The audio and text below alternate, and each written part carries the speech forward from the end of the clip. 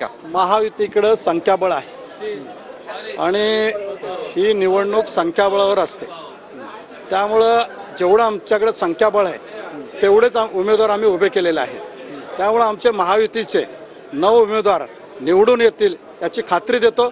मी बाहेर गुलाल आणि पेढे आणायला चाललोय। इथं जर परवानगी मिळाली तर तुमच्या समोर तुमच्या साक्षीने तुम्हाला बरोबर घेऊन गुलाल उधळायचं काम या ठिकाणी सुरू करतोय। पण ज्या पद्धतीने महाविकास आघाडीकडनं असा दावा केला जातोय की काहीही झालं तरी आमचेच दोन्ही उमेदवार जे आहेत हे निवडून येतील असं म्हटलं जातंय।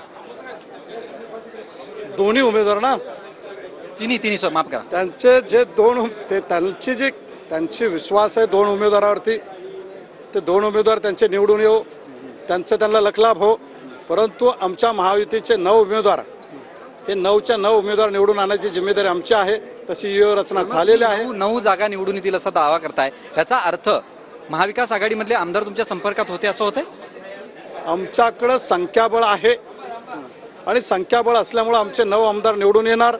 तुम्हाला आता स्पष्ट बोललात तर चालेल, कारण का आता थोड्या वेळात निकाली स्पष्ट होतील। आमदार तुमच्या संपर्कात होते का?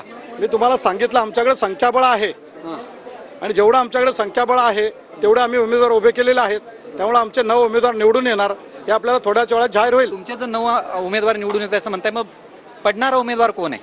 आता पडणारा महाआघाडी पडण्यासाठीच आहे ना। पण त्याच्यातील कोण एक? तसं मी सांगू शकत नाही, तुम्हाला कळेल आता थोडा। म्हणजे विजयाचा गुलाल उधळणार या क्षणाला गुलाल आणायला चाललोय। गुलाल घेऊन येतो, पेढे घेऊन येतो, तुम्हालाही देतो पहिले, TV 9 ला पहिले।